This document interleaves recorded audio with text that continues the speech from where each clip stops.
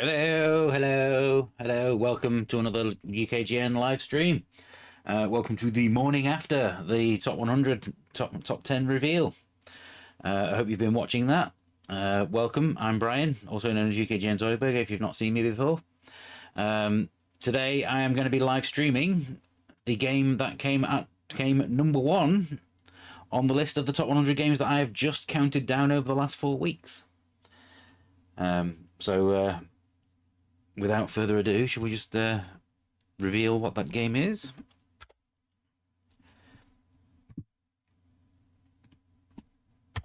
It is, of course, Rainbow Islands, which I must admit surprised me when the final results came out. This live stream is gonna also take the form of a bit of a Q&A. Tara Ken says you're stuck on the phone due to a power cut. Well, I'm glad you're here anyway. So yeah, this live stream is going to double as a bit of a Q&A for the entirety of the live stream in general. So if there are any questions that you want to ask with regards to how the top 100 was compiled, why certain games were included and why certain others weren't, those kind of things, I will endeavour to answer any questions. I am assuming that you have watched the entire top 100 by saying this. So let's just get on with playing a little bit of Rainbow Islands. Now, normally I would play this on keyboard.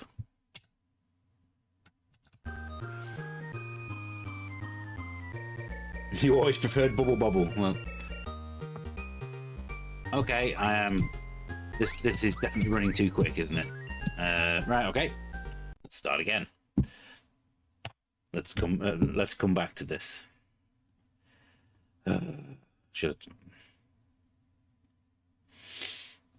As great as Rainbow Islands is, and it is great, you always preferred Bubble Bobble. Well, Bubble Bobble is a great game. Also, admittedly, I think Tiny Bubble was in my top 100. I can't, off the top of my head, remember exactly what number it was.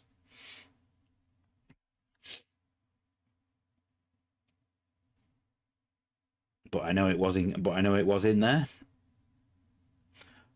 Bubble Bobble has the advantage of being two-player as well, though, which Rainbow Islands is, but also isn't. It has a two-player option, but you end up taking it in turns rather than playing at the same time. Now, as you could probably tell by what appeared on screen there a second ago, I am playing this using Amiga Game Selector, and this gives you the option to play it with a 2-button joystick. So you have a button for jump and a button for fire, rather than having to push it up. Because the game did actually come with keyboard controls, which, unless you bought it and got the manual, you probably wouldn't have known back in 1990. This is taking a while to load up. I do apologise.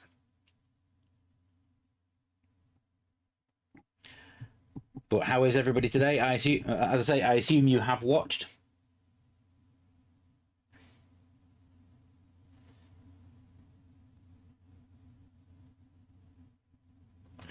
You hate typing on the phone. You and me both.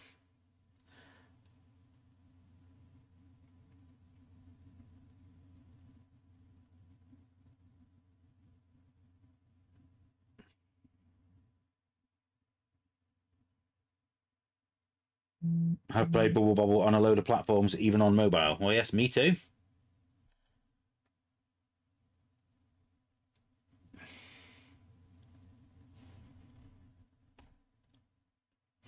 I mean, I think the version that is included in my top 100 is of course Tiny Bubble, which is slightly better than the actual Bubble Bobble conversion that came from Software Creations.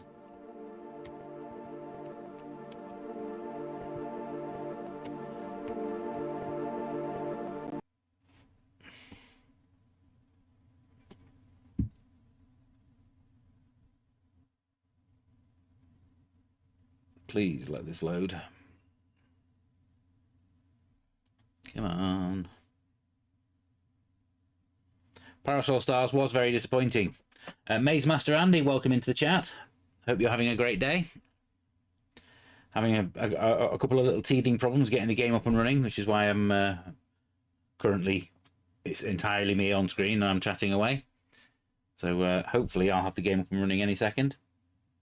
You really enjoyed the Amiga Top 100. I'm glad you did. As I said in the intro to the final part, the game, this Top 100 has taken me the best part of 4 months to create.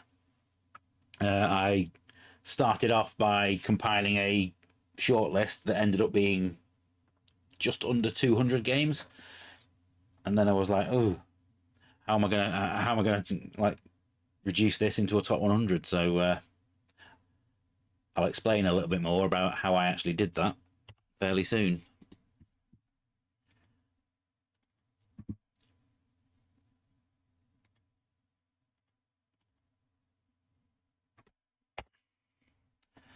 Oh, this is not going well. I do apologize.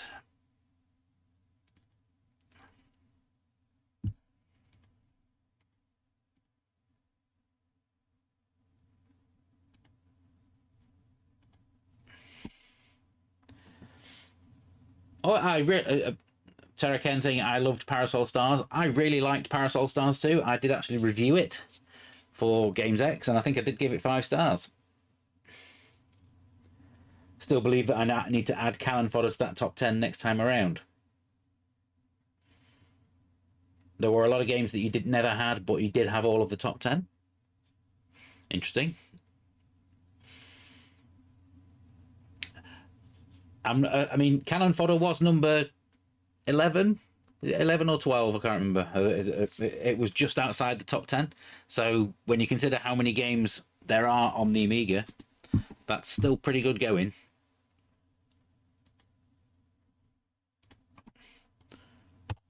Right.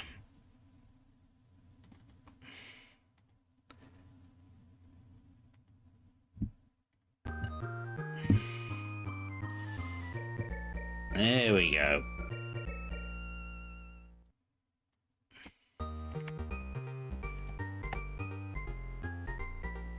We seem to be up and running. I've had to load it up in WinUAE regular with using the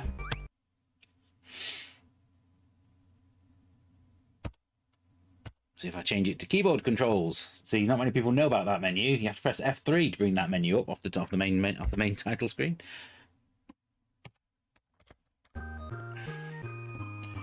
So playing it on keyboard, I can use. I get a jump button. I get a jump button, a fire button, and a left and right.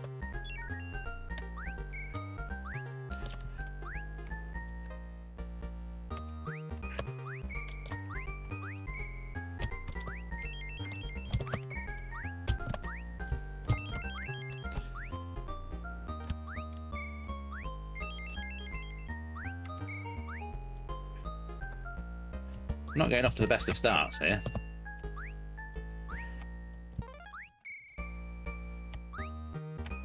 Oh. Rainbow Islands was a game that you never completed on the Amiga. Well, I finished it because obviously being a Taito arcade game, there are actually 2 endings, of course.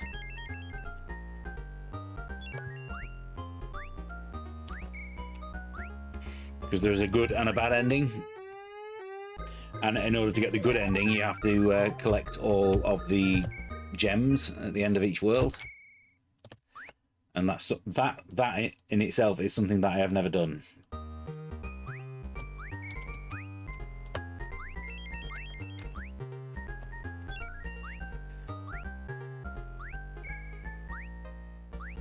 Once you start to realize that you need to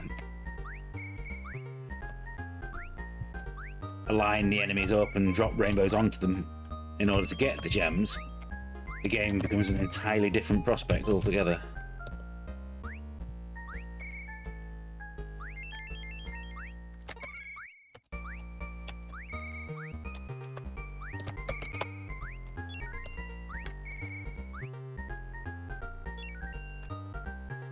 Because the portion of the screen that the enemies land in determine the colour of the gem that they create when they land.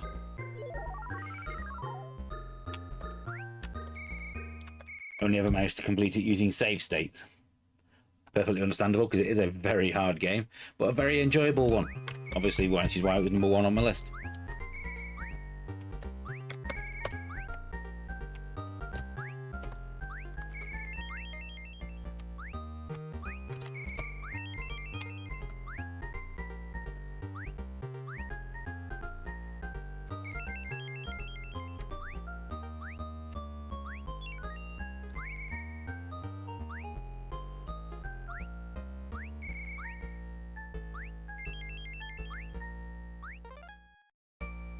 As I explained in my in the voiceover about this game on the last video, I did recently buy this on the Switch, and on the Switch it doesn't have the Somewhere Over the Rainbow as the music, and it's just doesn't not feel the same at all. It means that I would always much rather play the Amiga version. Oh, stop. Oh, come on. I'm really not playing very well because I'm trying to look at the chat as well. Removing the music is sacrilege. Yes, it is. Which I'm assuming they had to do because of copyright.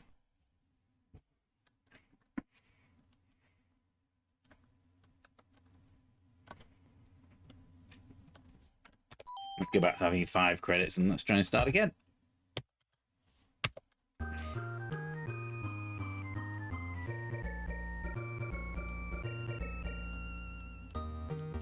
Alex Kidd was another one that you completed on emulator. Well, you're better than me. I've never got anywhere near finishing Alex Kidd. That's such a hard game.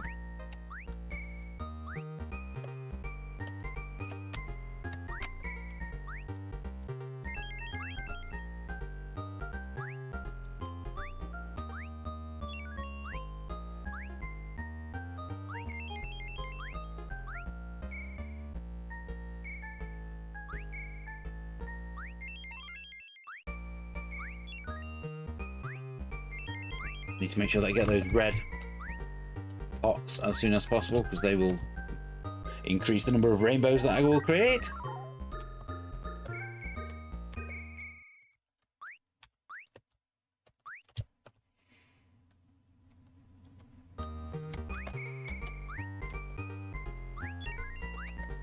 But playing games using keyboard controls was something that I would always do in the days of the Spectrum.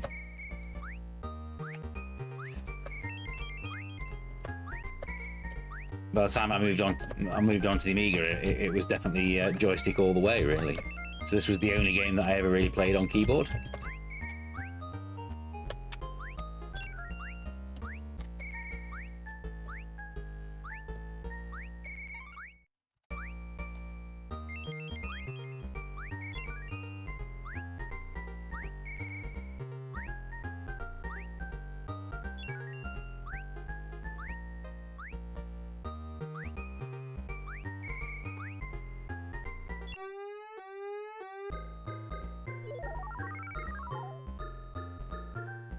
This song was still in the Taito collection for PC that you bought in the 2000s, yeah. That's why when I bought it on the Switch, I was incredibly surprised. Not in a good way.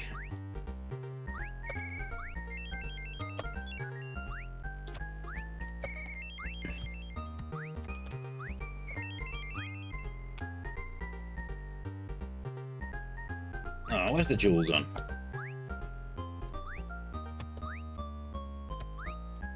But when you consider the quality of some of the arcade conversions on the Amiga, this is leaps and bounds ahead of everything.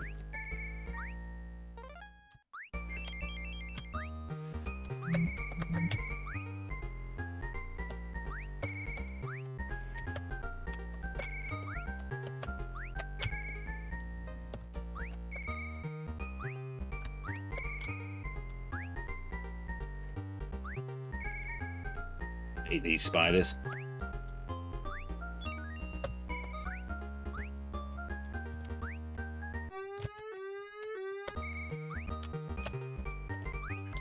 Uh-oh, the water's going to be rising now.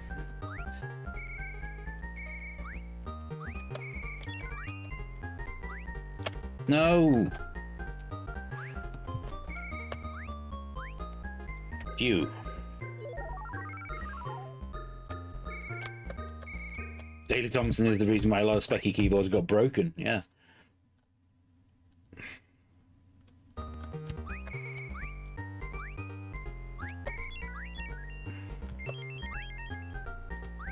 I still need to get the purple. Hopefully that'll get me the purple. Yes, it will. And then I need to get a yellow. So the yellow is over here, isn't it?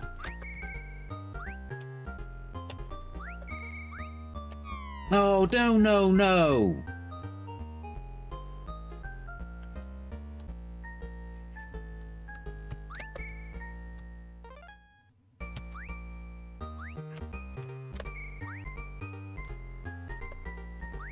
What the hell? Why did that able to get me through the rainbow? That's never happened before.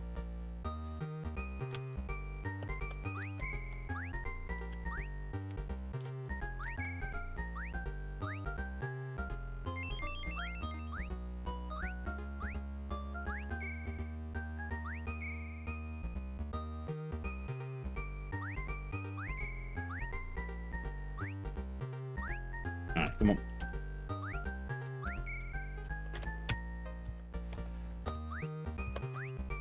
No! These are the last enemies that I can get that yellow. Ugh.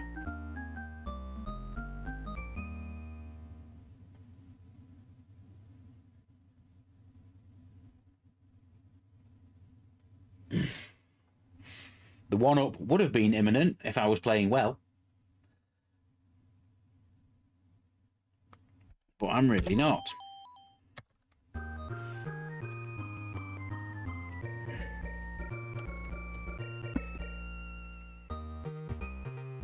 I knew that I shouldn't have bothered practicing this morning.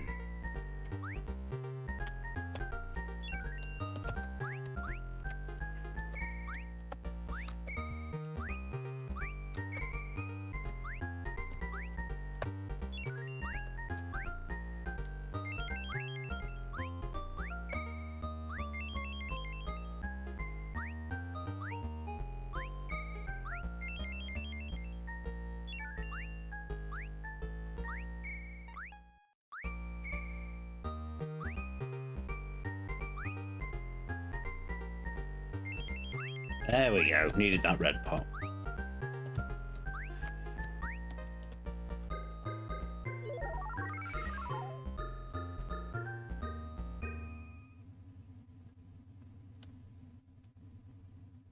Welcome Byron into the chat. Welcome from Athens, Greece. Wow.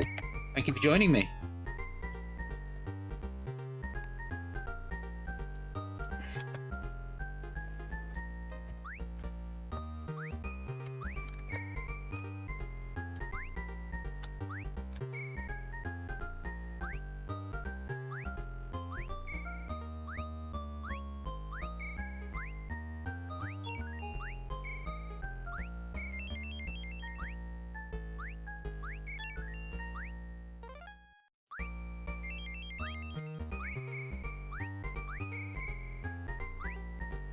Oh!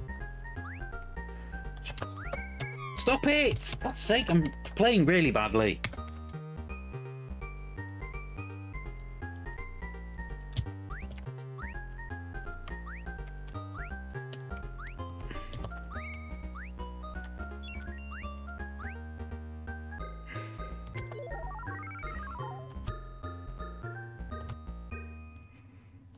I literally got all the way to World 3 without losing a life when I had a little practice this morning.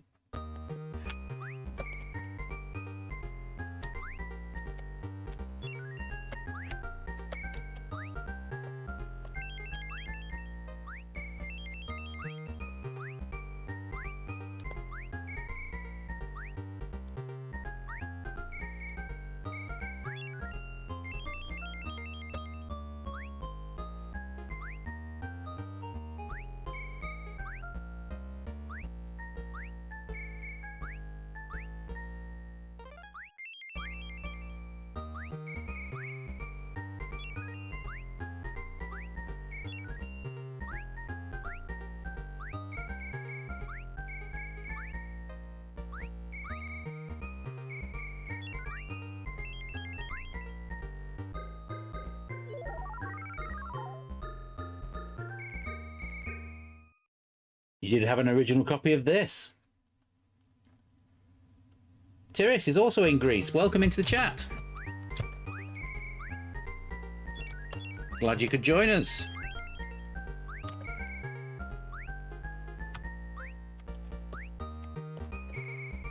Oh no, damn it, that guy.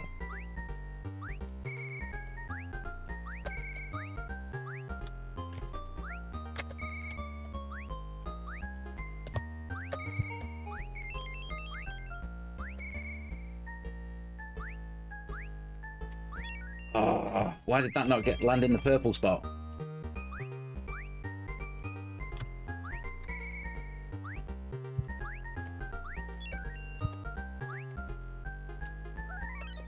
Some extra life.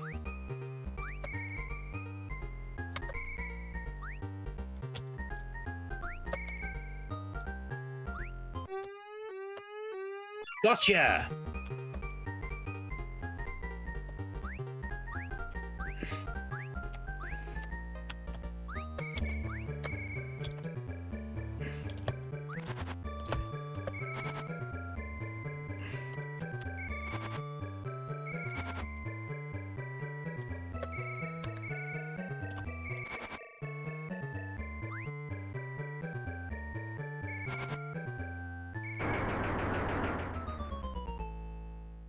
So much easier when you've got full power rainbows.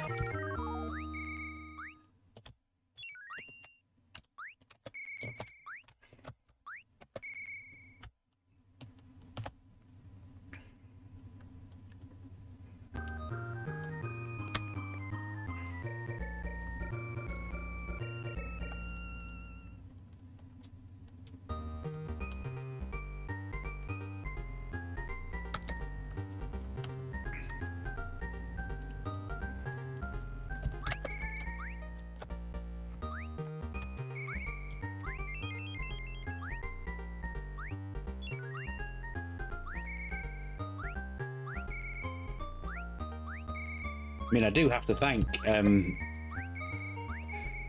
Jason Dutton, who worked on ST Active magazine, for actually showing me how to play this game and get all the diamonds.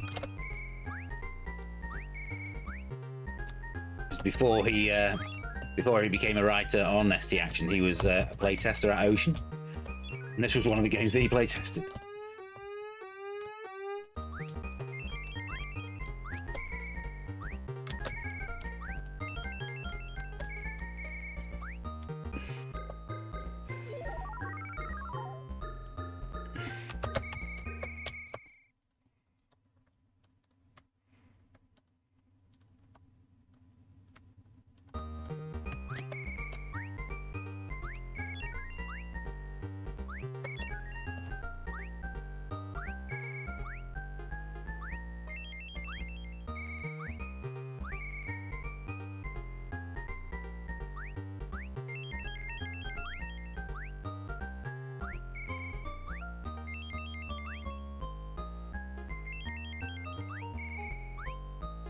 Oh no, no, what's it done that for?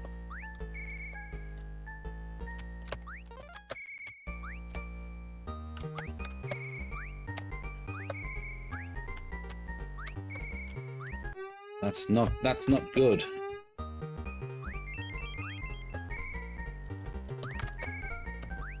No, because that's not gonna kill anything.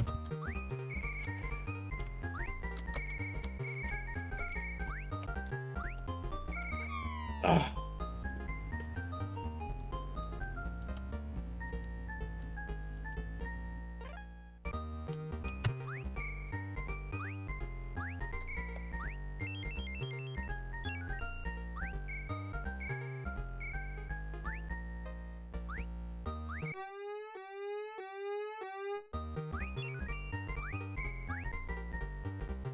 Oh, come on! When you go down to one rainbow, it gets so hard.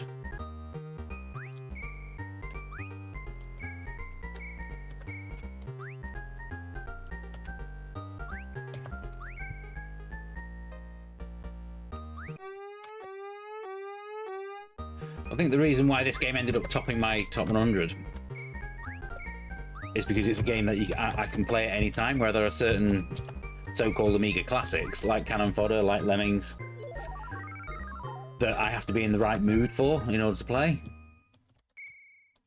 Whereas this is a game that I can just play at any time. Same with Sensible Soccer. Although obviously Sensible Soccer comes into its own when you play it during the World Cup.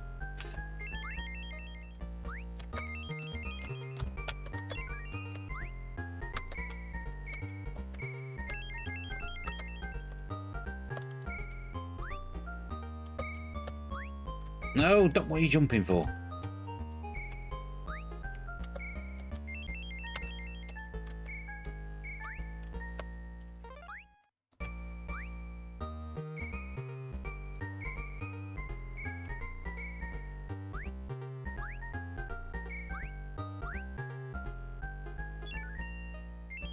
Get that red pot, needed that.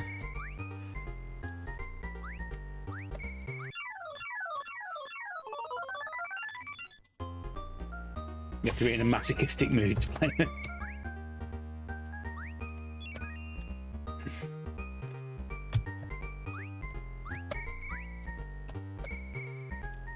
And welcome, by the way, Azalea. Hope you're having a good day.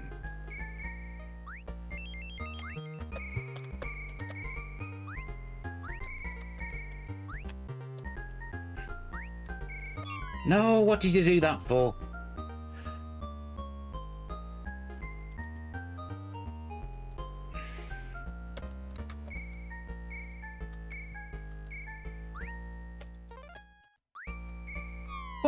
Why are you landing on the platform when you're jumping up? You shouldn't be doing that. Oh, idiot.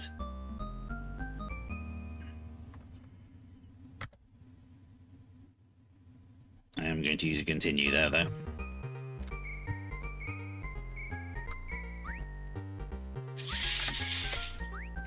Thank you. That's what I wanted to do.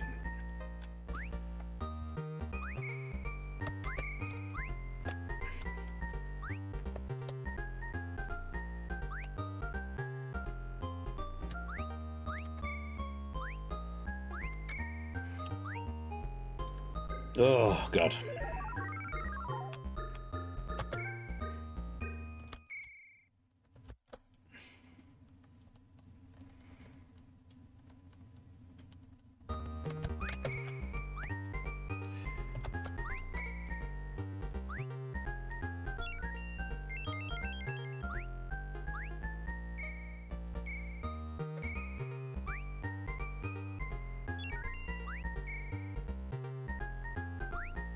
Really need to get those extra rainbows.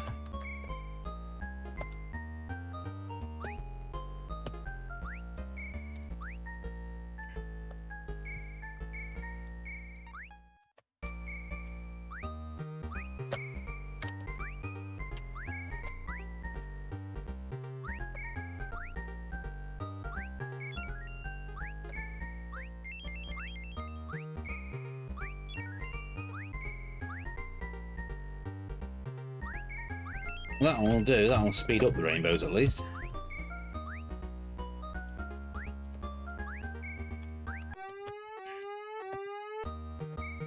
Oh, the water's going to start rising.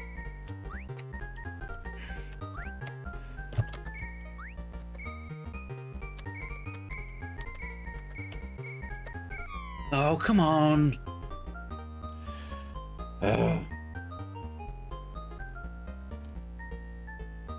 You would like to see a Bubble Bob game done in the Mario 64 style?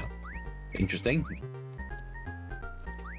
I know what you mean. You mean like a full 3D remake. Oh, come on. Why did you stop moving?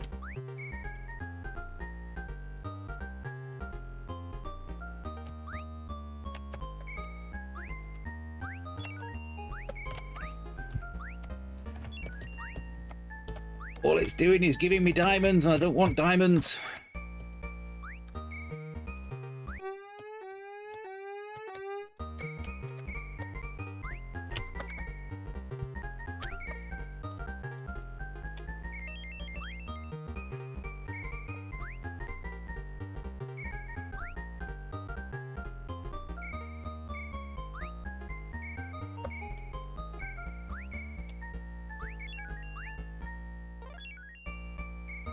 No, this is good. Right, this is going to be ridiculous. This is going to be so hard now.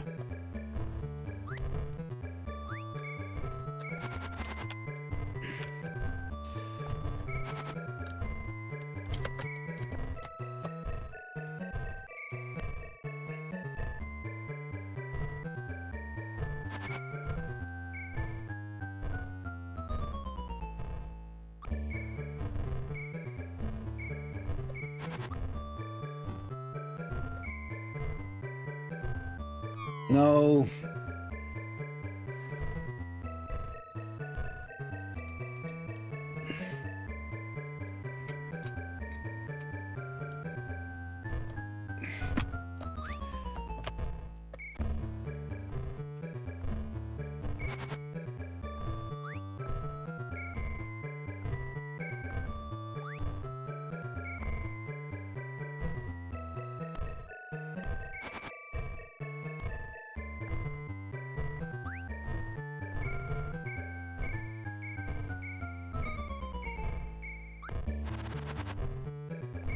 Gotcha, you bastard. There we go.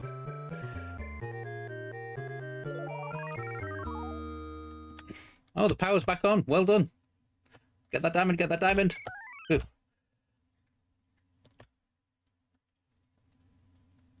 You're going to wait a few minutes before trying to turn the PC back on.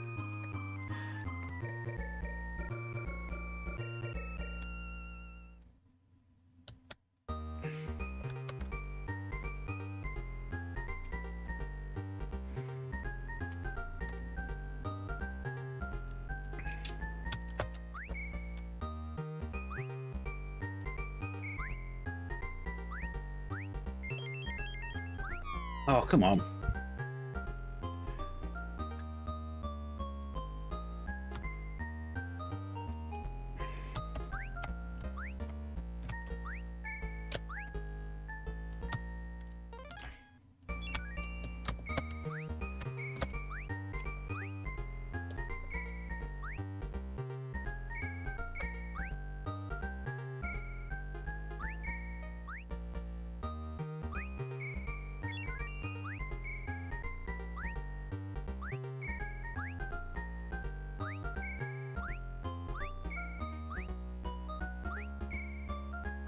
Oh, come on.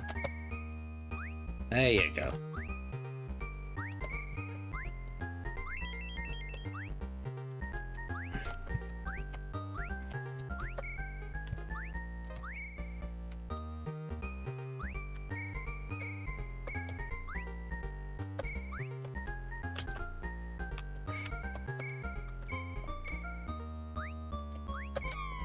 Come on, you.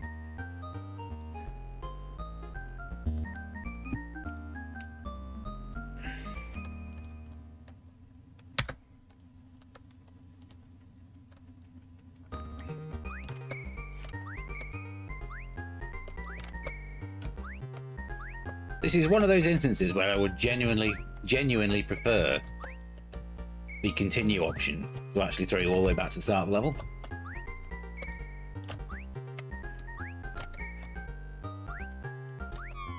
What's that?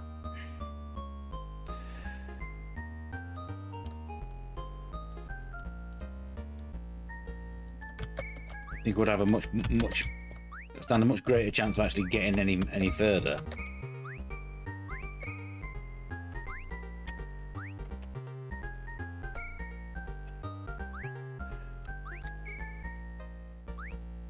Oh, come on, stop being annoying. Oh, come on, stop being annoying.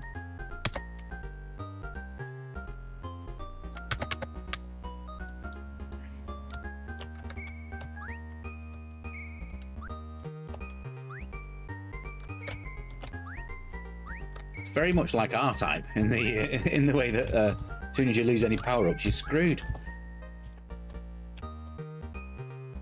Where did that go?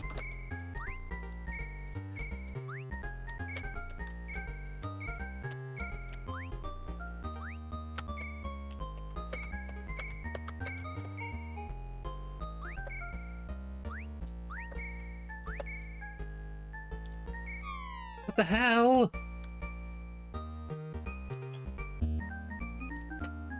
That was a bat out of hell, yes.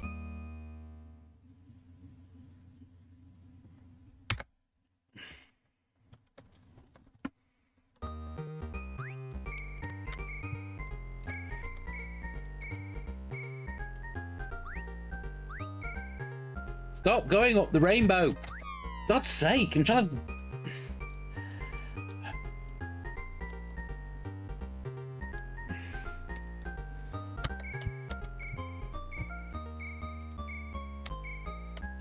I'm not trying not to...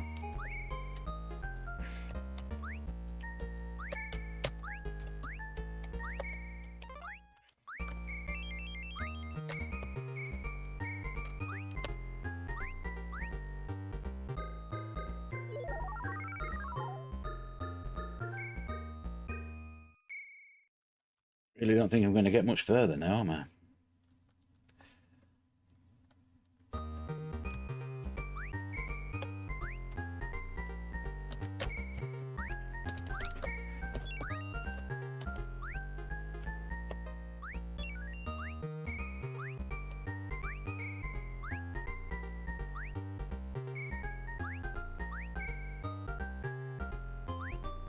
Oh, come on, you... Oh, for God's sake.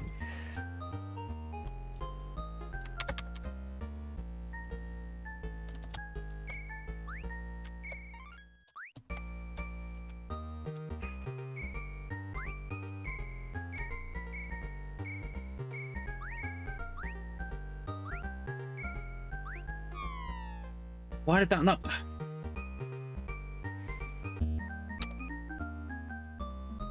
The last two worlds are a nightmare to conquer, yes.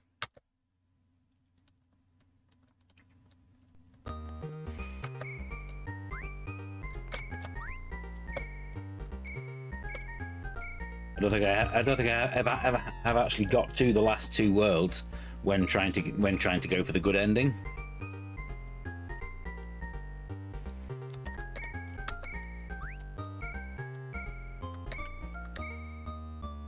Like when you're not bothered about trying to get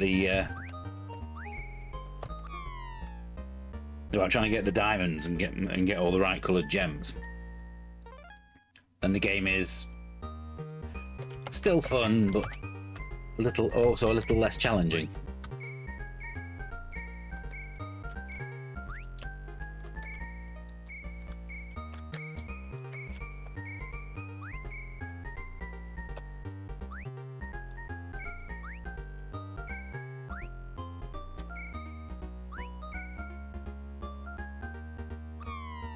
Come on, stop being...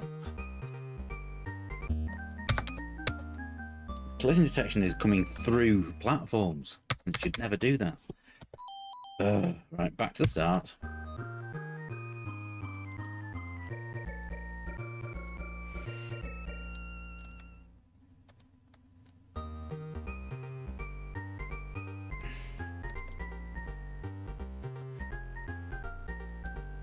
You'll be pleased to know that I have been compiling a list of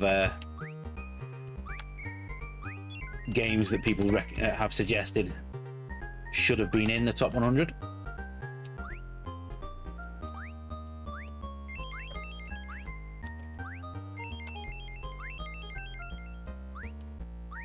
And that list of games is going to be become my list of games to live stream over the next couple of months. There's a lot of them are games that I never really played,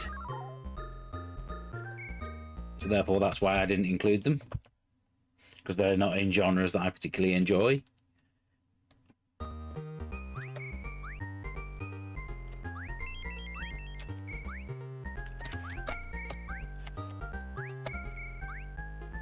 Why is he not getting...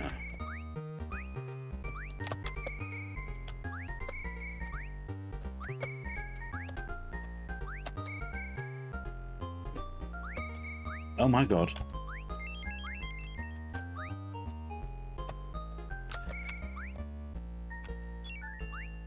But I am willing to give them a go on a live stream. So something like Eye of the Beholder, for instance, that's one that somebody suggested a few times.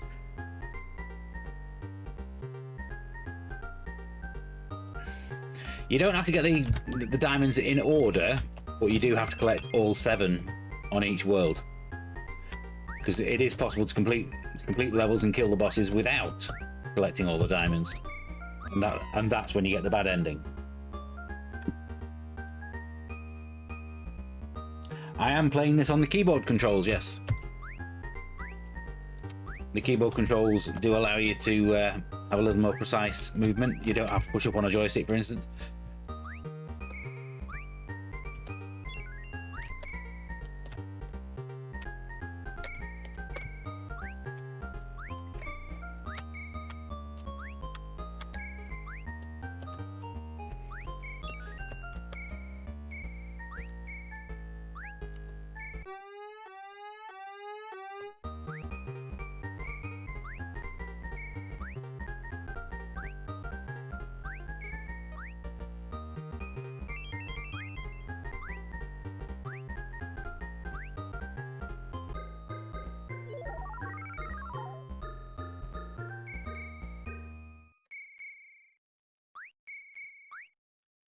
Losing all power-ups at once is brutal. It's the kind of thing that always used to happen on R-Type as well.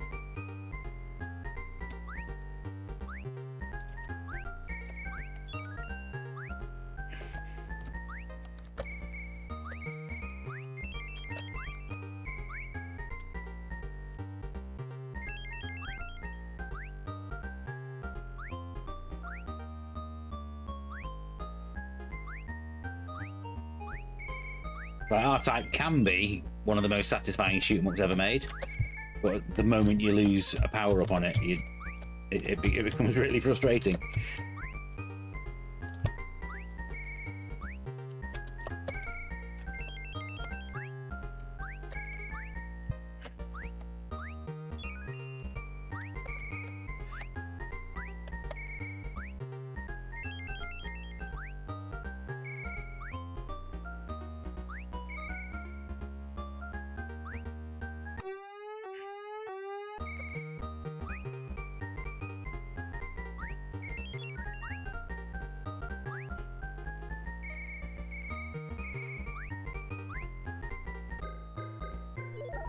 Absolutely the same for a pity around Project X, yes. Although Project X Special Edition, you lose slightly less power than you do on the regular version. Which is actually why I quite like, which is why I prefer the original Project X over the Special Edition. But I know I'm a bit weird in that sense.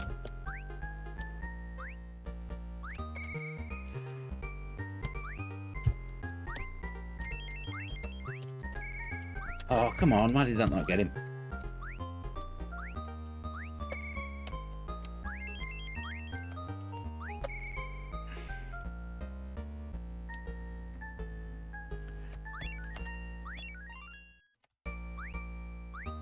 That actually didn't do me any good, that, did it?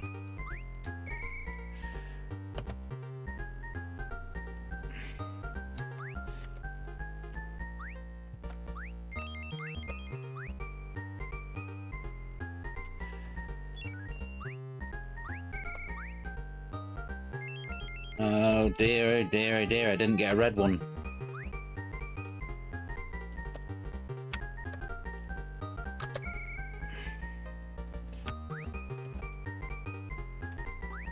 No, what are you doing? You need to come over here, please.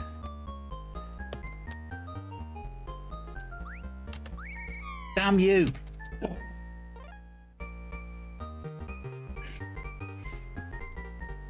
Is there any game in the top 100 that I'd like to see a remake or sequel to?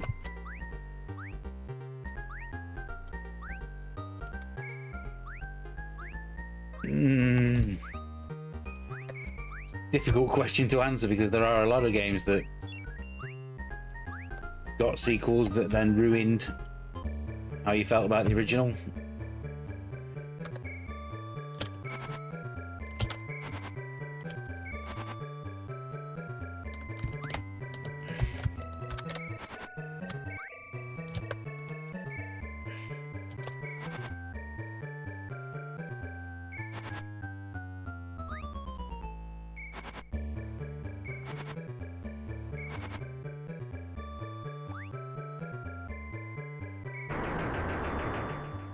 So much. that boss fight is so much harder when you only got one rainbow. I would like to... Yes, I would like to see a Battle Squadron 2. I mean, I know somebody has made one recently, but it's nowhere near similar. It's nowhere near even similar, never mind even the same quality as the original.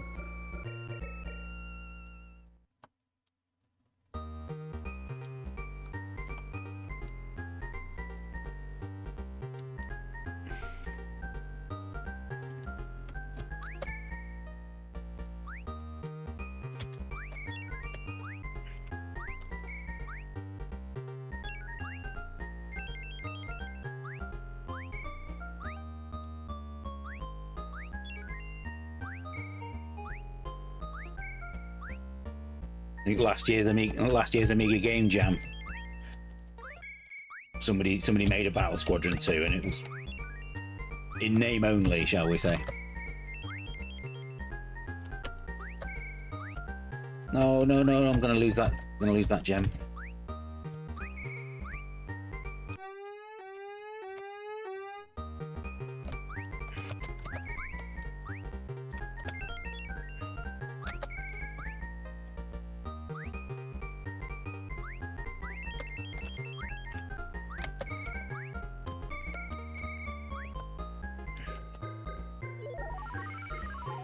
I have seen the Outrun Amiga edition. Yes, I think there's a video of it on my channel.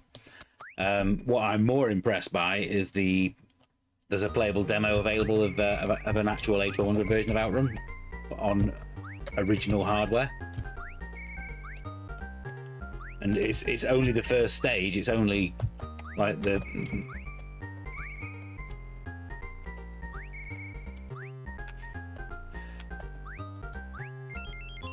But it is hugely impressive.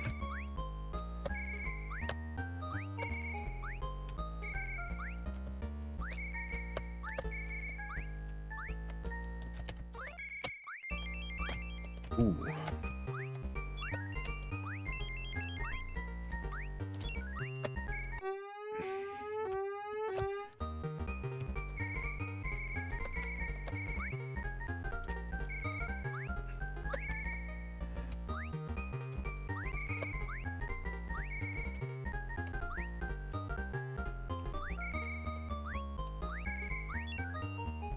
No, what are you doing falling down there for, you? No! God's sake!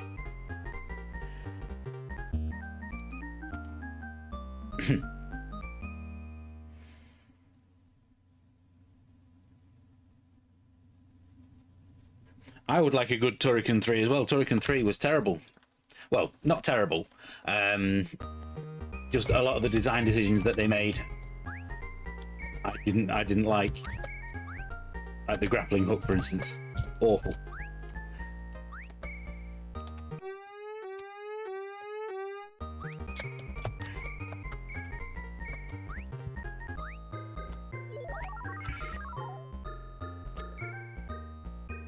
Absolutely still worth playing because it's still got Chris Hulsbeck's music on it and the graphics are nice. Just it's a bit of a step down after Turrican 2.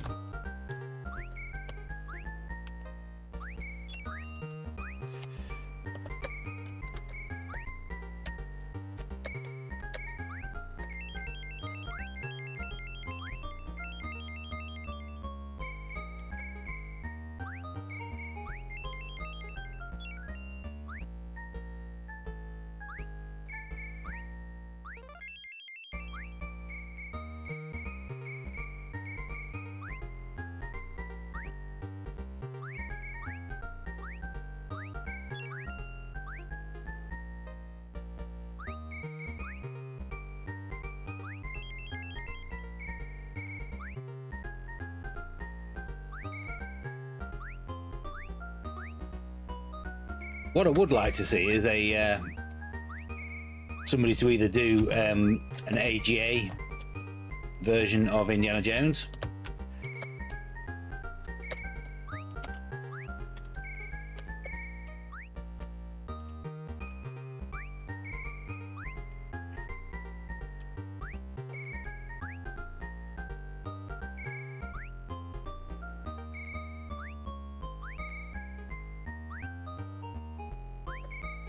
That's it's the main disappointment with Fate of Atlantis.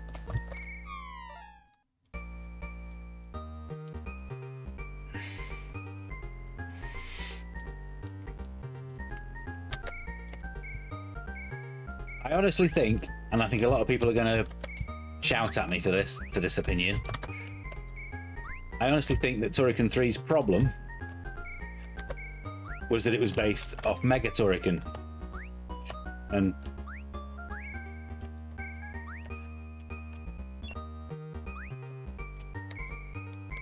so the trying to pander to a console audience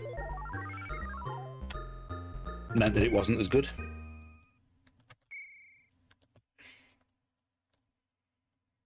It's like if you look at the Mega Drive versions of a lot of games like Zool, for instance.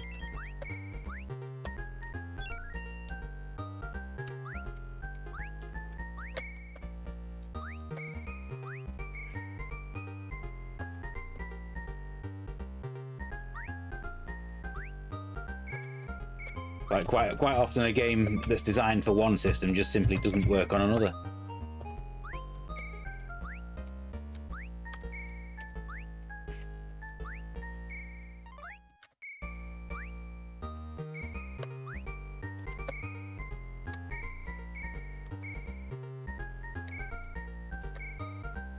Oh, come on, I hate those. Where there were console versions of Zool, and the Amiga version was better, even though the Amiga version isn't very good in itself.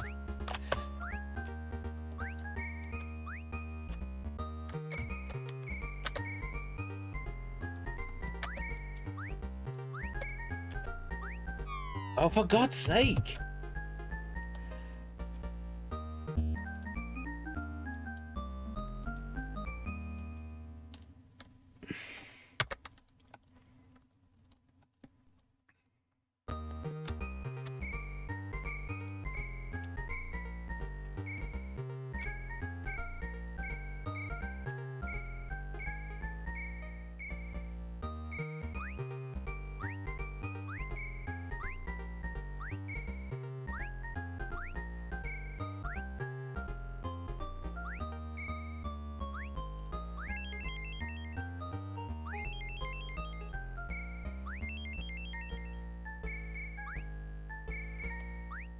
I mean, if you look at the console versions of like Gods and First Samurai, they're just nowhere near as good as the Amiga originals.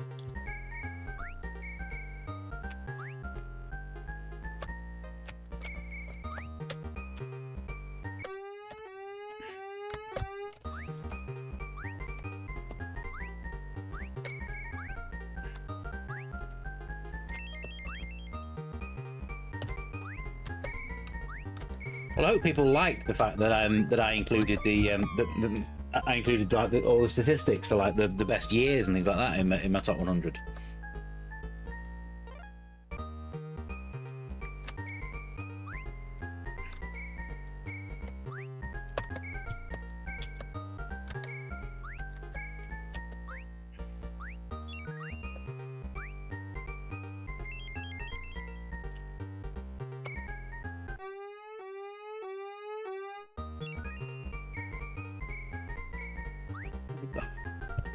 I've managed to not get here with only one again.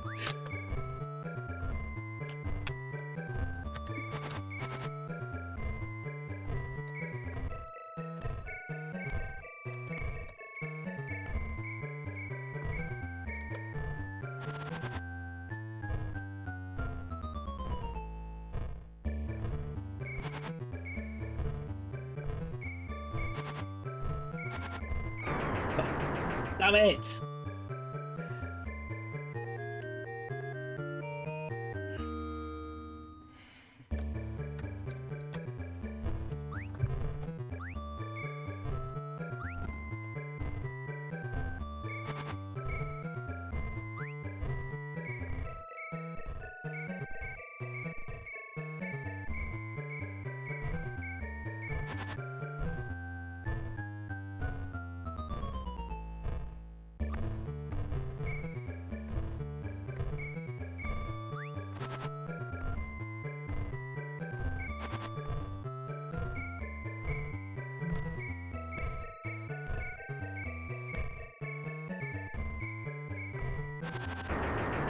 Gotcha!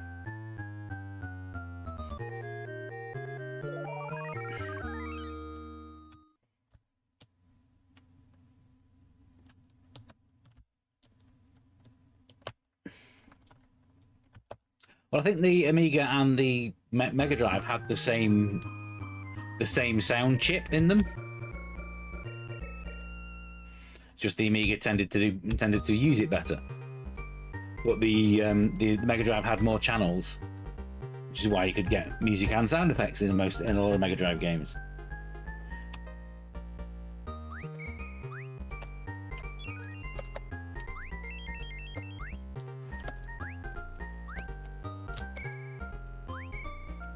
You actually fire in the right direction, please? Oh, for God's sake!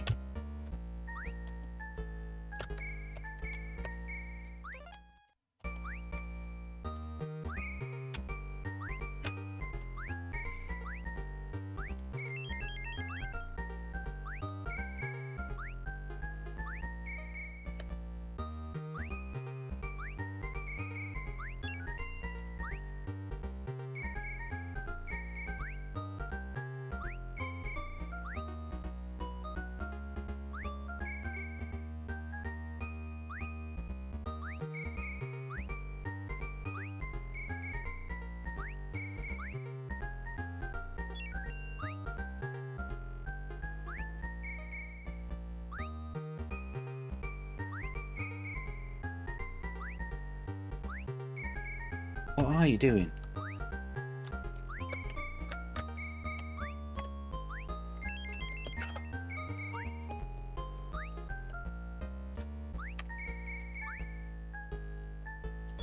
That was almost terrible.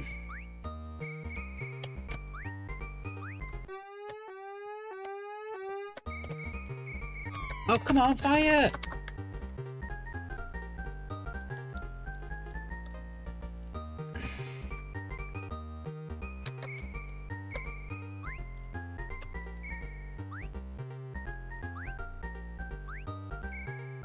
Well, back in the days before you could just download these kinds of things off Spotify, I used to have Amiga music that I had recorded myself on audio cassettes in the car as I was driving. So.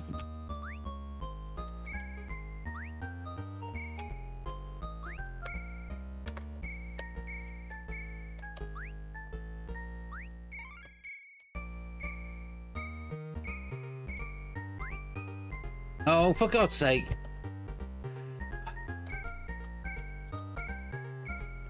That's the one thing I don't like about this game, is the fact that you can fall so far and not do anything about it.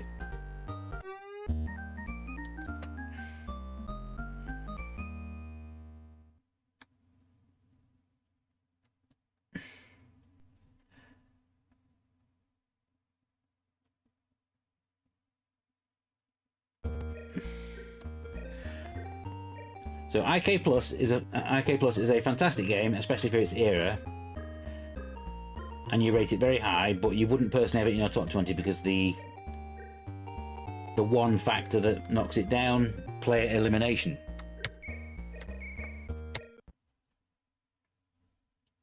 Interesting. What do you mean by the elimination? You mean the fact that the character in third place gets knocked out? Because if you manage to finish first or second, you don't get knocked out.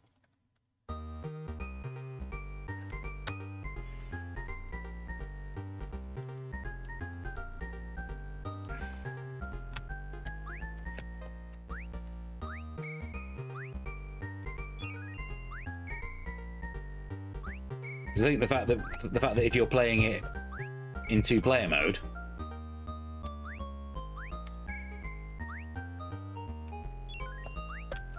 the fact that one of the players will always go through as long as one of you finishes above a computer player, I think that actually works in the game's favour.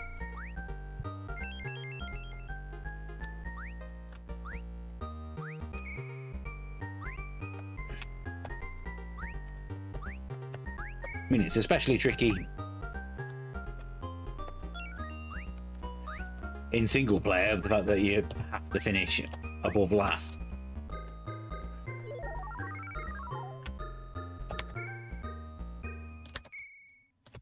But it's a game like Arcade Pool where you can just restart a game again instantly upon failure, and I absolutely love that about it. And it means, and that's what meant that it would just be played for hours on end, without even realizing that much time had passed.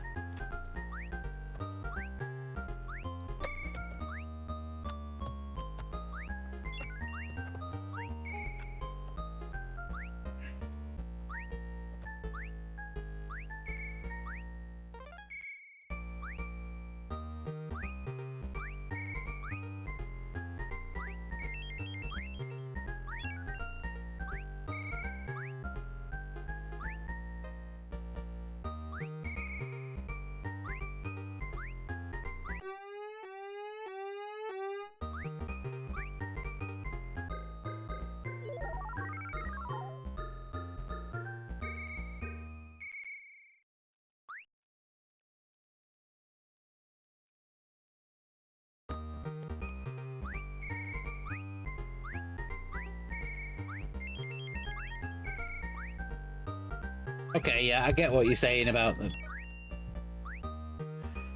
If you do really well for multiple rounds, let's pause the game, right? Yeah. If you do really well for multiple rounds, and then suddenly red, for example, gets points very quickly. White and blue get 0 points, and you get eliminated. I never found that happened.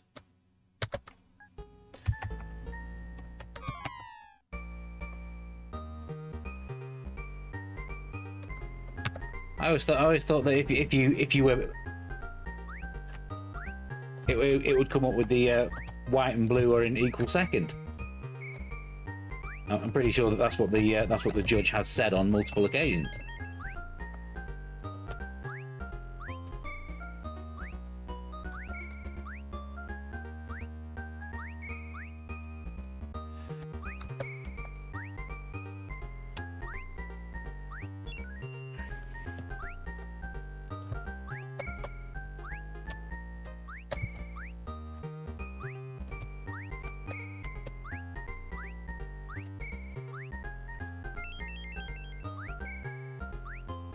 These spiders, I hate them.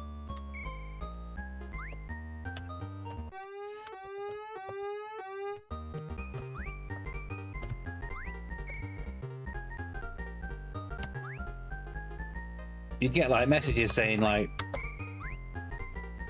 white and blue must try harder.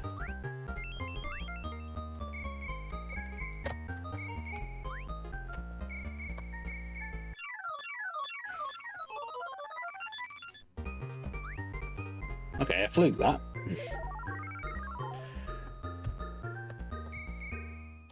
So I don't think I ever got eliminated for having the same points, for having 0 points with somebody else also having 0 points.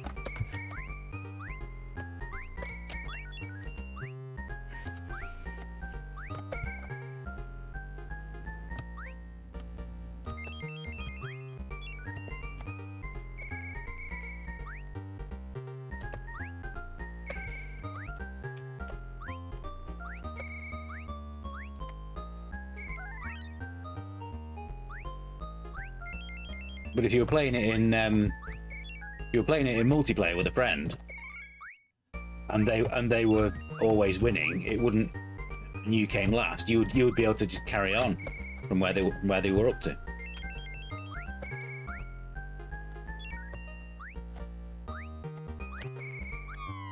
Oh, you absolute bastard! Are we leaving at 4? Huh? Are we leaving at 4? Huh? Are we leaving at 4?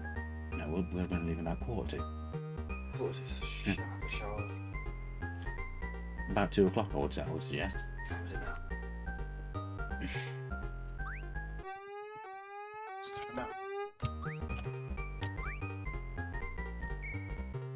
Oh, for God's sake! You played it the other day, and read not both of you out very quickly. That's very unusual. I mean, I played it to absolute death on both the Atari ST and the Amiga, and I don't recall that ever happening.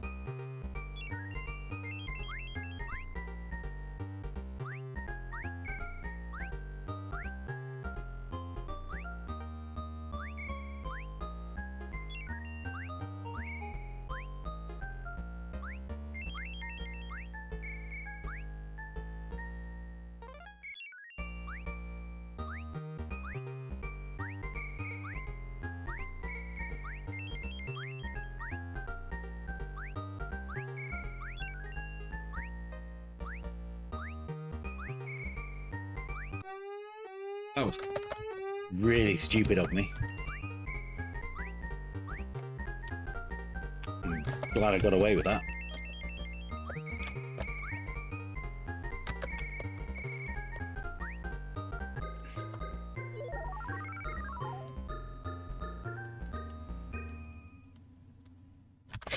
The disembodied heads in the minigame, yeah. And the fact that they make a different noise when they hit the shield as well.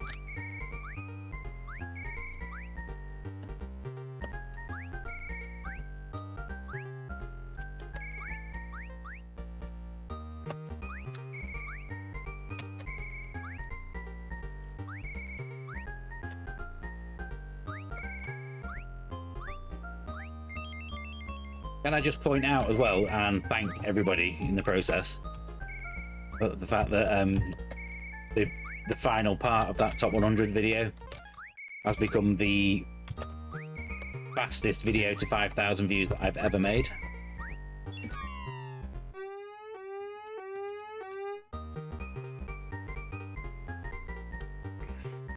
Even the FIFA one is approaching 5,000 as well.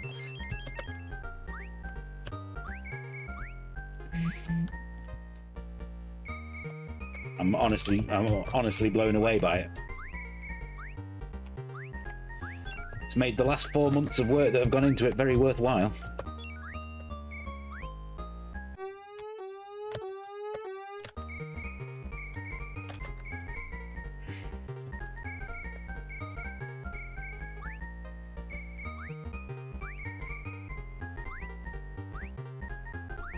I had quite a few people saying that they would be very happy if I did a Commodore 64 Top 100 next. And I'll tell you what I also told them in the comments on that one, because I don't think I've even played 100 Commodore 64 games, because I never had one until last year when I bought this full size one here.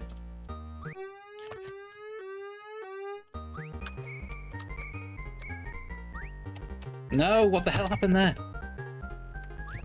Oh, for God's sake, what?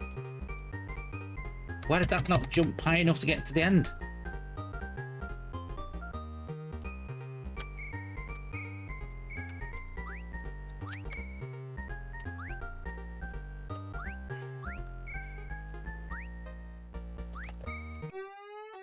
For God's sake.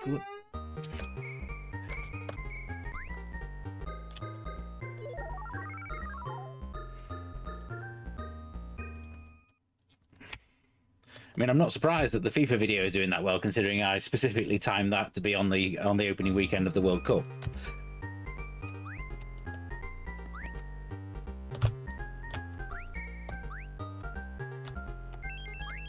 Hence the reason why the re-review episode coming up this Friday is for goal as well.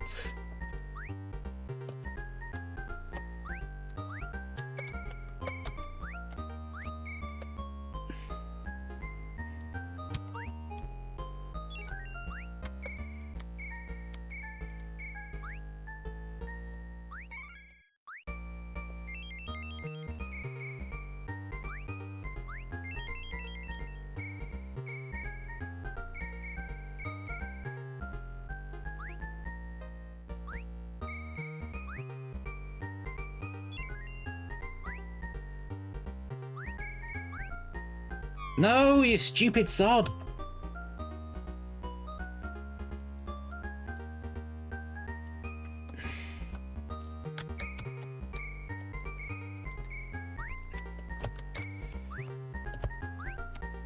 mean, I've never been a fan of FIFA, really. Because I never had a Mega Drive, in the same way that I never had a Commodore 64. Because I was a SNES boy. And so I played FIFA on the SNES. But unfortunately, I also played International Superstar Soccer around the same time. So there was one game that was clearly better than the other.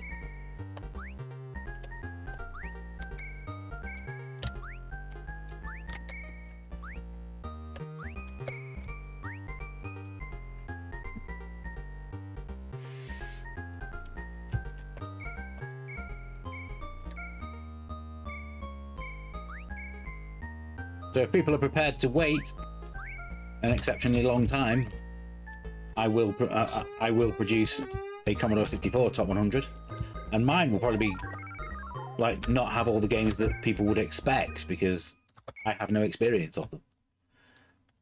So it could be quite interesting. I think it would take longer than 4 months though.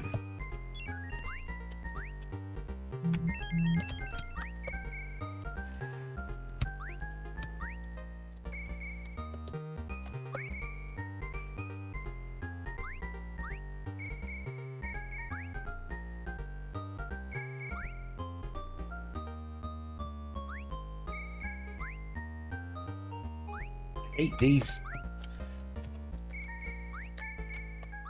It's these bloody tanks here that do my head in.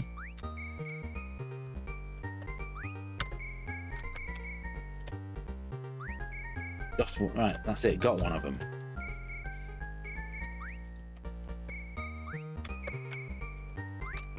Damn you! Oh.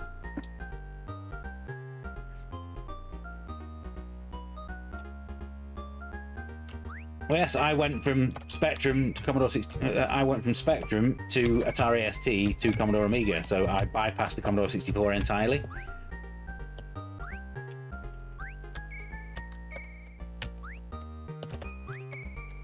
I did have a friend who had a Commodore 64, hence the reason why I was able to play things like California Games on his system.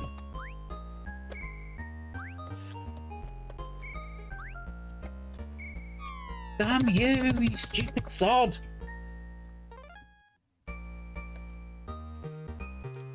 Kickoff 2 remains superior to Sensible Soccer for you. I know there are a lot of people out there who feel that way. I used to work with one of them.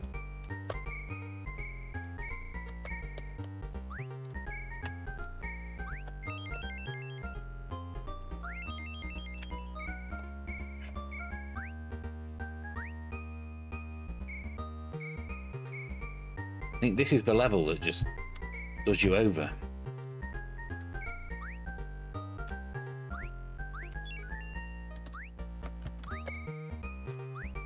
Oh, for God's sake!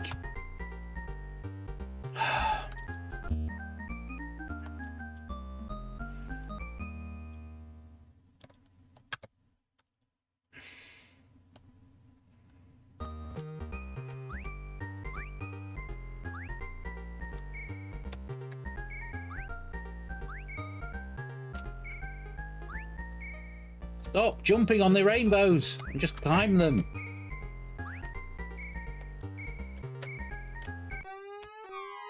What the hell happened there?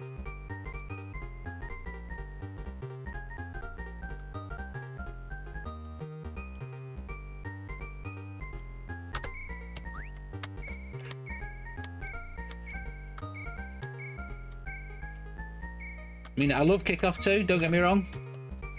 Kickoff 2 is in my top 100.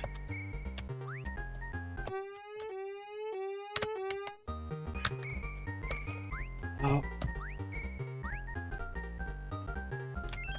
I'm at the bloody boss fight with only one rainbow again.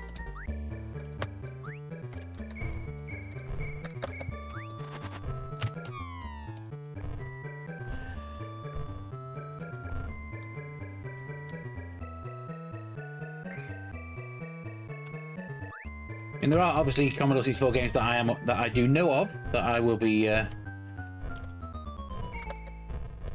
I would definitely play before trying to compile a list, just to get my opinions of them.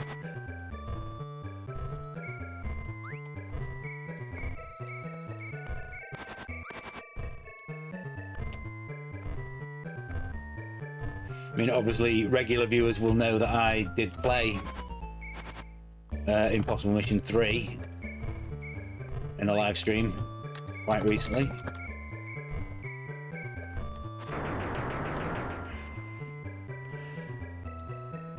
So I don't really have that much experience of Impossible Mission 1 and 2, but the third one was pretty good.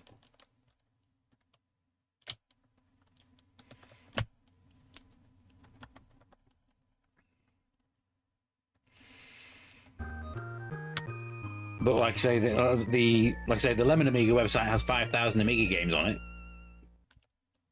whereas the Lemon 64 website has about 9,000 Commodore 64 games for me to go through, which is why it will take me a while.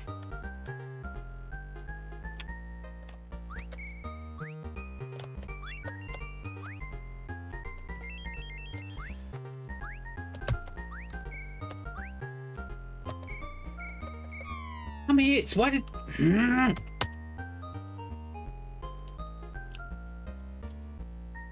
really playing badly today.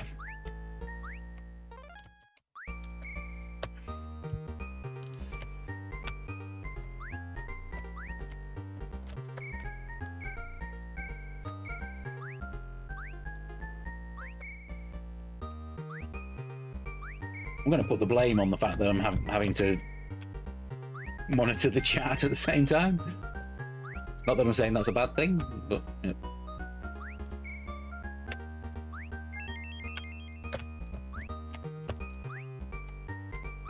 Come on, get it, get it, get it!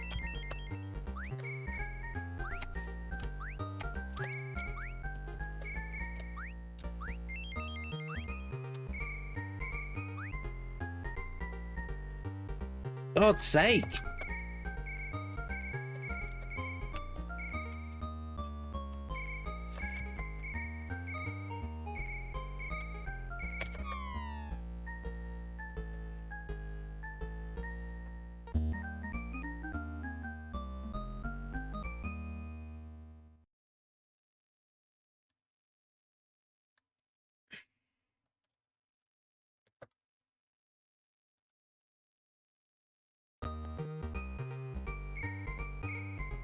I take it you're referring to the Impossible Mission stream.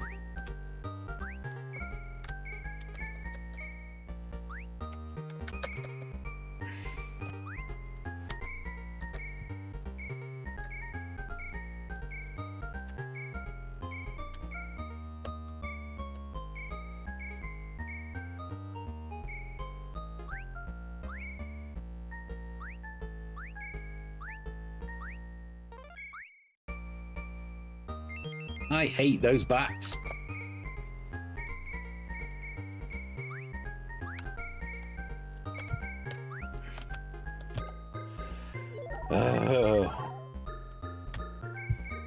Civilization is on the list. In fact,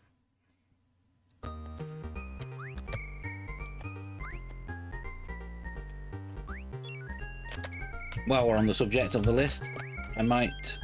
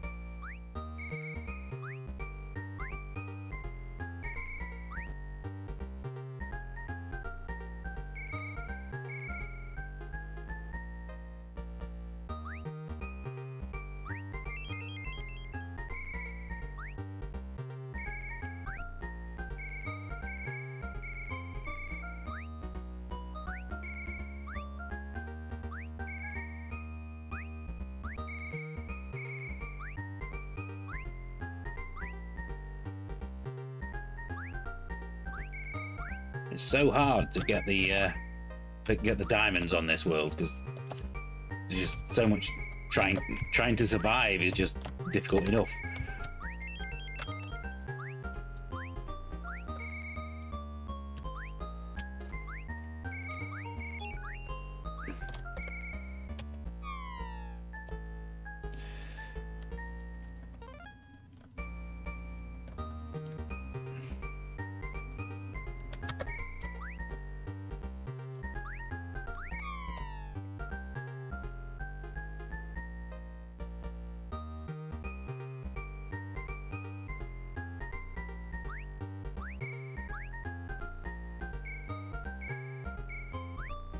Well, yeah, I was going to get when I went to Zap Live last month. That was like just before Mission Impossible Mission released, and they were selling physical copies, but they were 40 quid, and I didn't have 40 quid on me on that day. So I'm actually quite glad that I waited.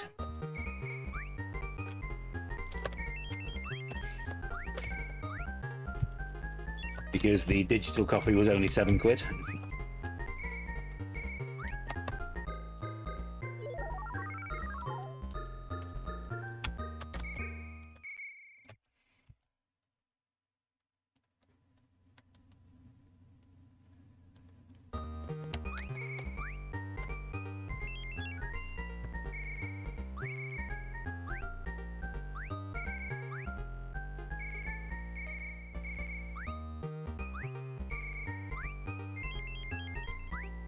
Any games with Bubble and Bob in them to this day seem to be games in the Puzzle Bobble series, to be honest, or the new or the rubbish Bubble Bobble sequels that they keep doing.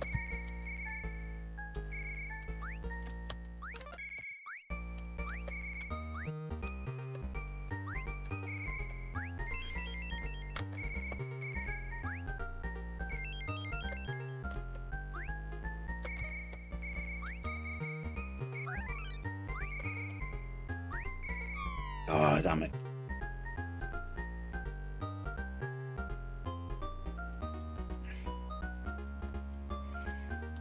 This is the furthest that I've got on this stream, at least.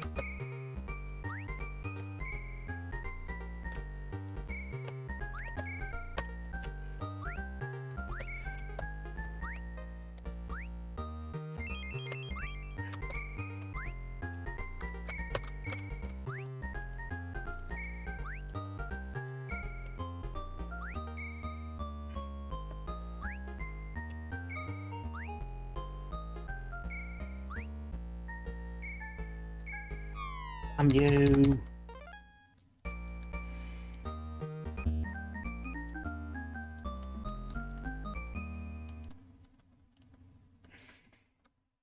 Ah, there we go. Failure again. Oh, Bubble and Bob could definitely be better represented today. Absolutely.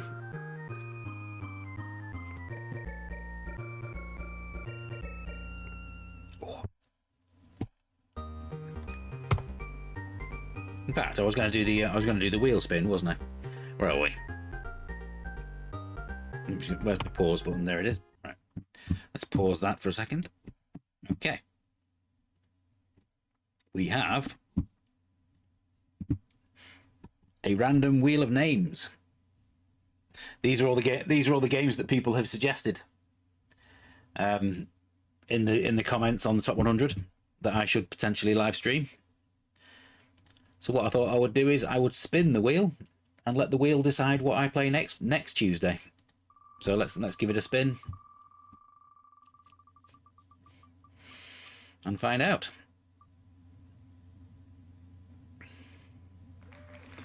There we go. Gunship 2000. So that is the game that come next Tuesday I will be live streaming on this channel. That should be fun, shouldn't it? Watching me play a flight sim.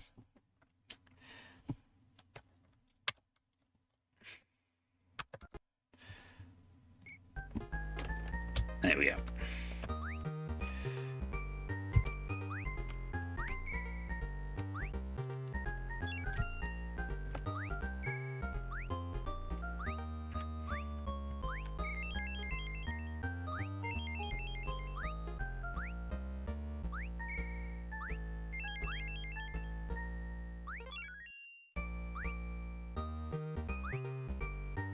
I say I'm aware that there are many fondly remembered flight simulator games on the Amiga. It was just never a genre that I was particularly enamored with. I think the only flight sim that I ever really played for a significant length of time was Falcon.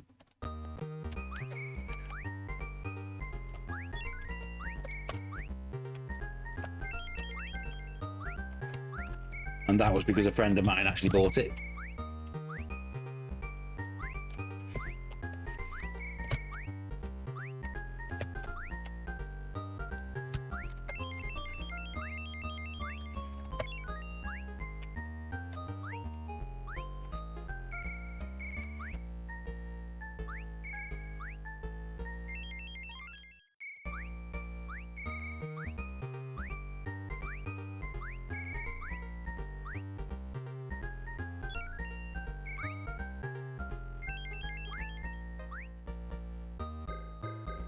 Knights of the Sky, I did play quite a lot, but that was only I only really played that in the offices at Games Expo when we had two Amigas linked together, so that we were playing against each other.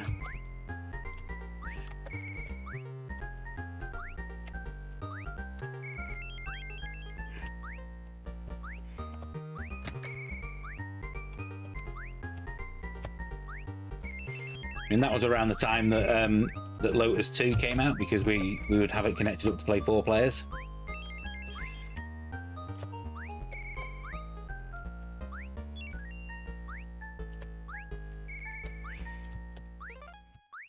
Which is absolutely the best way to play Lotus 2. Hands down.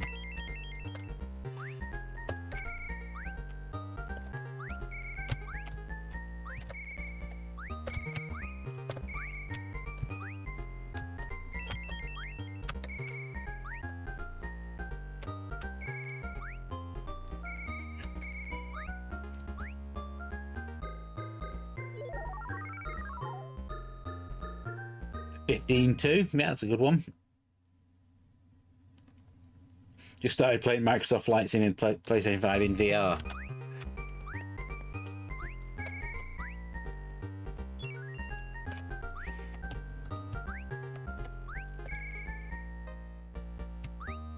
Yeah, I would imagine that flight sims are one of the best things that you can play in VR.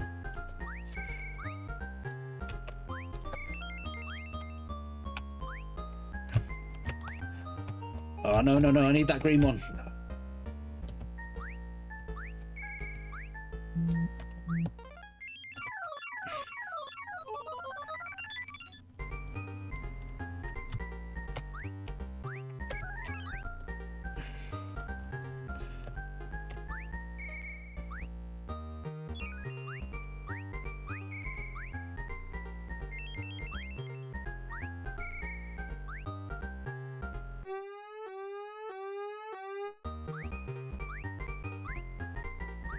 No, you absolute idiot! Could never get along with Elite 2. Well, I could never get along with Elite or Elite 2. So that's why neither of those are in my top 100.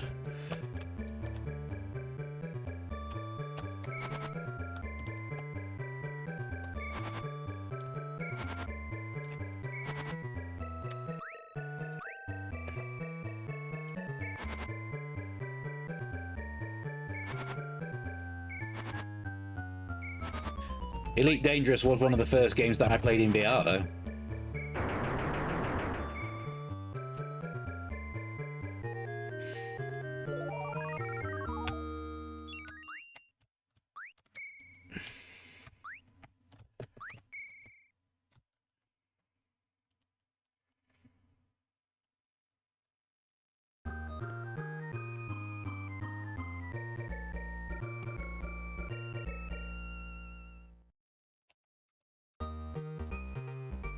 I think that inaccessibility of Frontier is the reason why I could never get into it.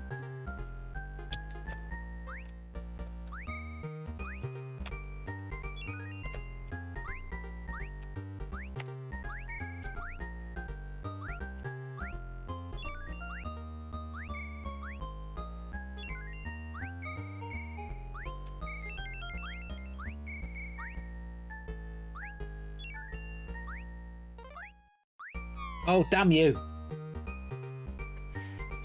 Do I like Parasol Stars? Parasol Stars is an excellent game. Yes, it's definitely the third best in the Bubble Bobble trilogy, but that's because the other two games are so high in my estimation. Alfred Chicken, Super Frog, Doodlebug, and Zool. I think the only one of those that I really liked was Doodlebug. I have problems with Zool and Super Frog. Can't really speak about Super Frog on this channel though, without getting shouted at by people in the comments though. So I'm not going to do that today.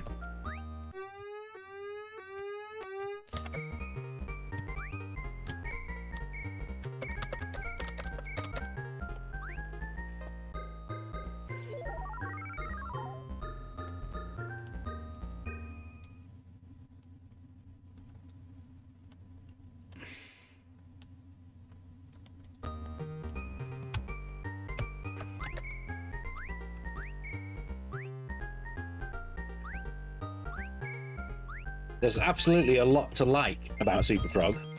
I'm not gonna lie.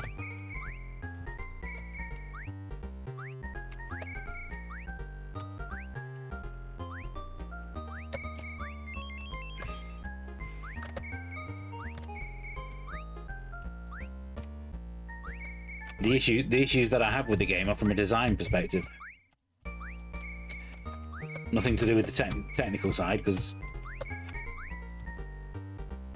it is visually very, very good, and the music is excellent too.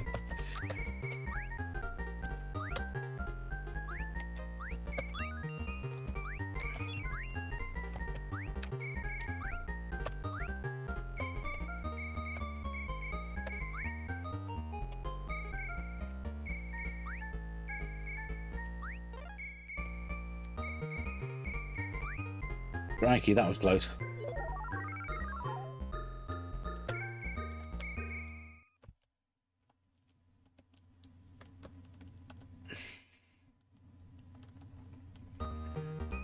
Well, the one thing you'll notice about on Super Frog is that they felt the need to include a collectible that would stop you running instantly. That would like stop you dead in your tracks. And I always felt that the reason that they'd done that was because they realised that the game was too hard otherwise.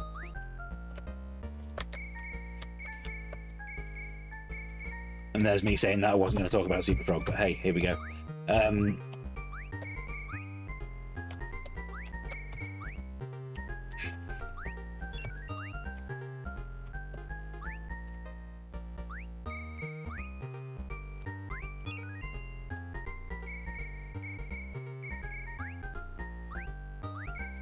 A well-designed game should not have needed that power-up.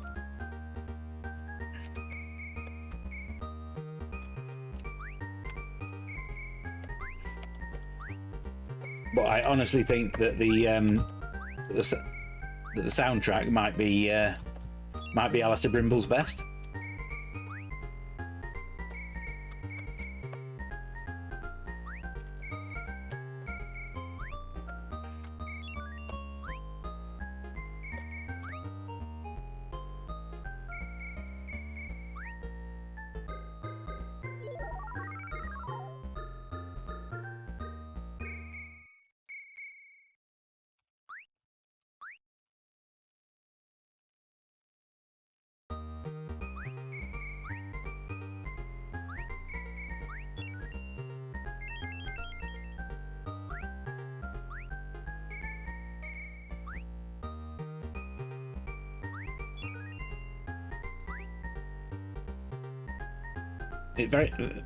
Super Frog very much came out at a time when everybody was trying to make the Amiga's equivalent of Sonic.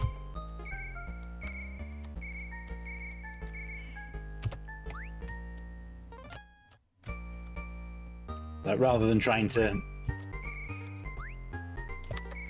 play to the Amiga's strengths, they were copying something on the Mega Drive.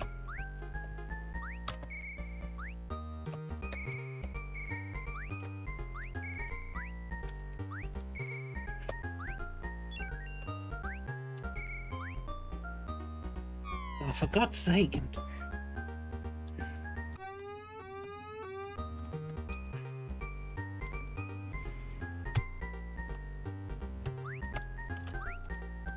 Oh yes, the slot machine minigames did feel a bit out of place as well. Absolutely.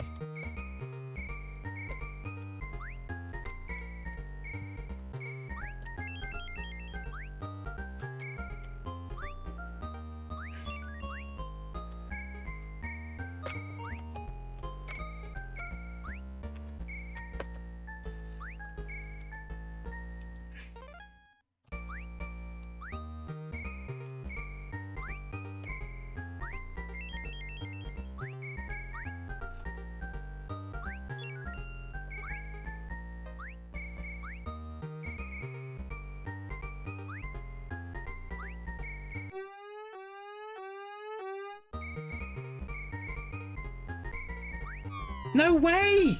Why does it do that?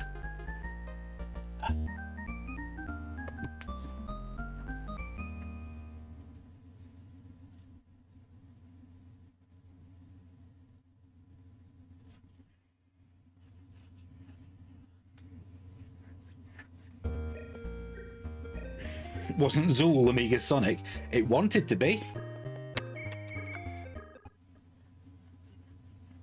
But it was nowhere near as good, whereas James Pond 2 was fantastic.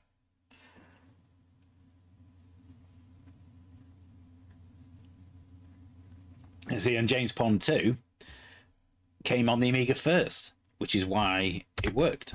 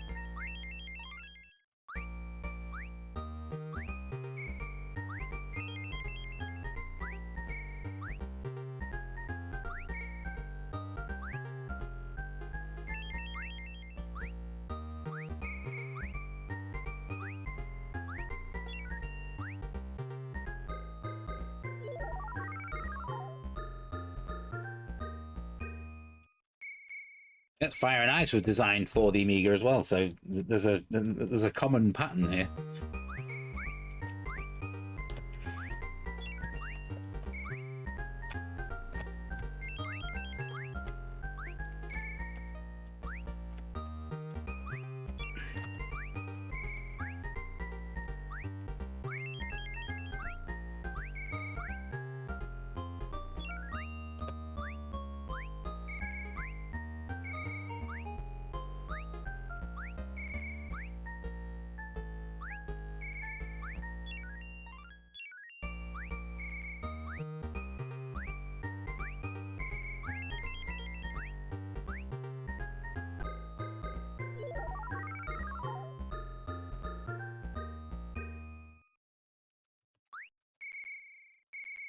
got a lot of stick for my review of the Addams Family in Amiga Action.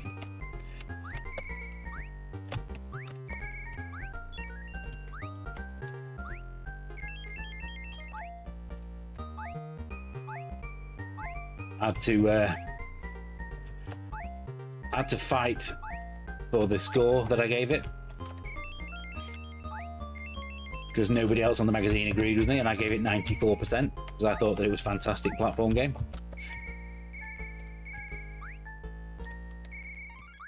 And there was one very good reason why it stood out, and that was the fact that you press the fire button to jump rather than pushing up on the joystick.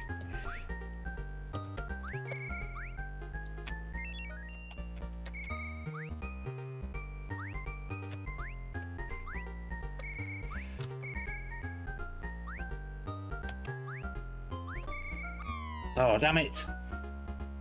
I do believe that there is a new version of the Addams Family on its way that is going to restore the backgrounds that were missing.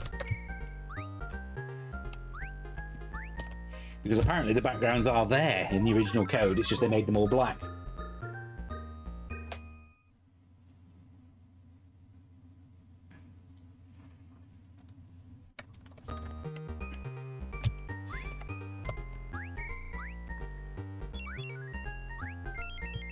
Yes, the Addams Family did have music and sound effects.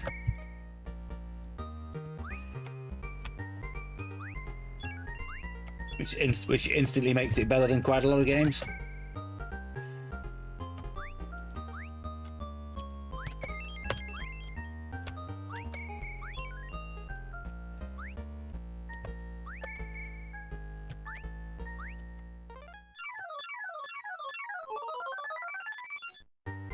Titus the Fox is often overlooked, yes. So a lot of people find Titus the Fox to be a little bit too fast. I can understand that perspective. I think it works.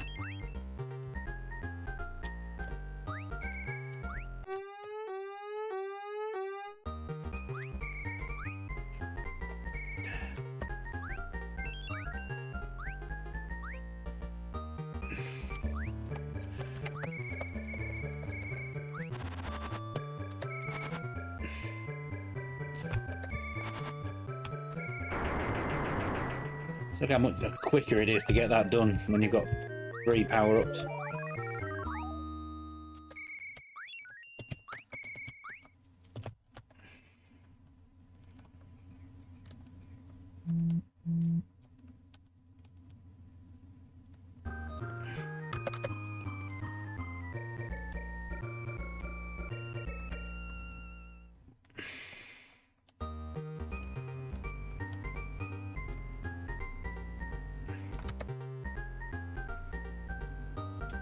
Maybe while I'm trying to compile a Commodore 64 Top 100, because of the amount of time that it will take, maybe I should ask channel members to vote for their own top 10 Amiga games and then actually compile a viewer's top 100. Maybe that's something I could do.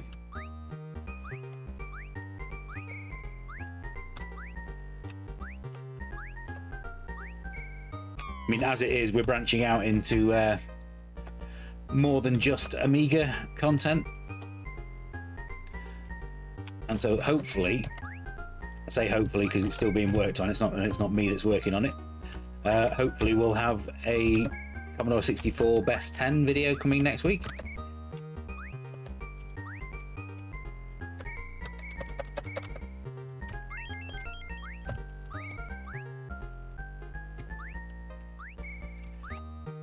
But it's not, as I say, it's not me that's making that one. It's UKGN Pad.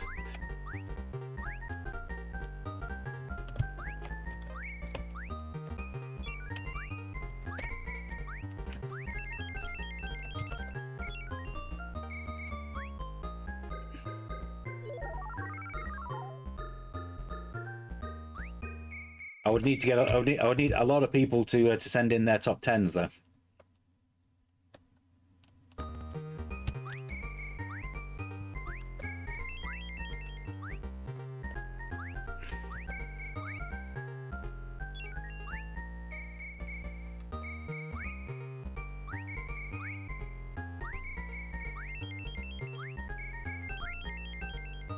I mean, maybe there's some way of utilizing the program that I used to make my top 100. I'll have to look into that.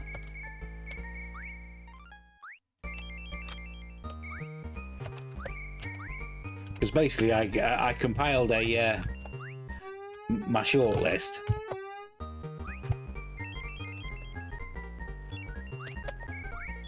and then put that shortlist into a website that let you vote. It basically it would list two games from the list and ask you which one of the two you preferred. And it asked me that question 900 times, and then compiled the top 100 from it. A few as top 25, yeah, well, yeah, I could do that. That would only be one video then at least, wouldn't it?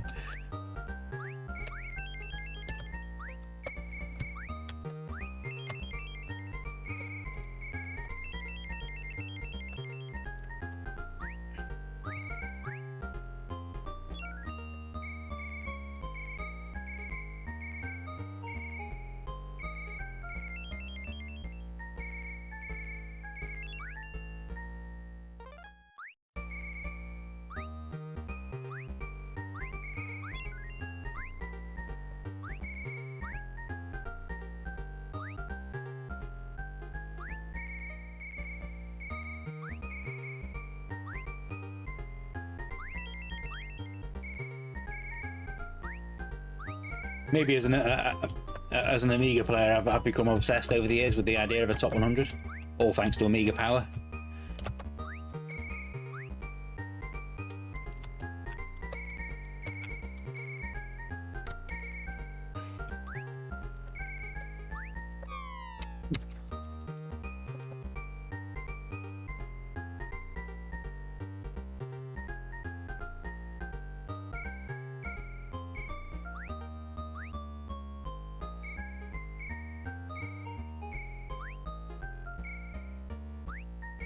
No, why did it not?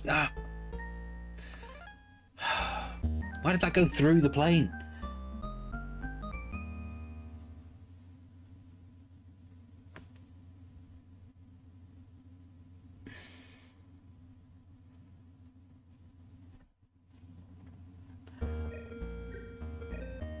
There was a demo of a game that with a character that looked like the character from Kid Chameleon, and I believe the game was called Doofus. Was it Doofus? Oh no, or was it Charlie J. Cool? It might have been Charlie J. Cool.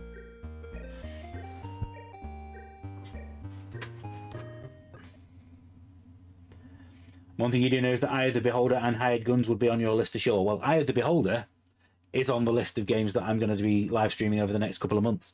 But yeah, we spanned the wheel earlier, and next week it's going to be Gunship 2000.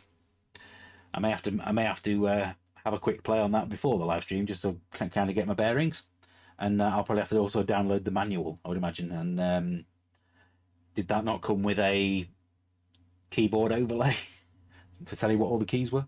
Maybe it did. Oh. But anyway, that's the end of this week's live stream.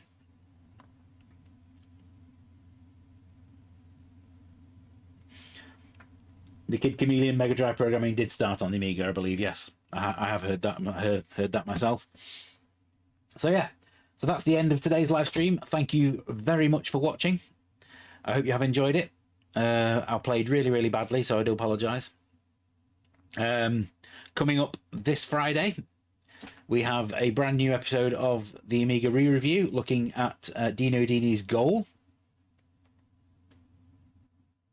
Yeah, Babylon 5 CGI was done on Amiga, yes. And Sequest DSV. That was also done on the Amiga. But yeah, I hope you have enjoyed this live stream. Please come back on Friday and watch the re-review episode all about Goal. Hopefully on Monday we will then have a best 10 movie games on the Commodore 64. I'm still waiting for all the clips to come for that one so I can actually edit it together. And I've got a couple of best 10 videos in the works as well that I'm planning at the moment, looking at games that came free on cover discs, that kind of thing. So hopefully you will come back and watch all of those. If you haven't already, please make sure you like and subscribe to the channel, as it really shows YouTube that I'm doing something good. And I hope you all have a fantastic day. So happy retro gaming, everybody. Bye for now.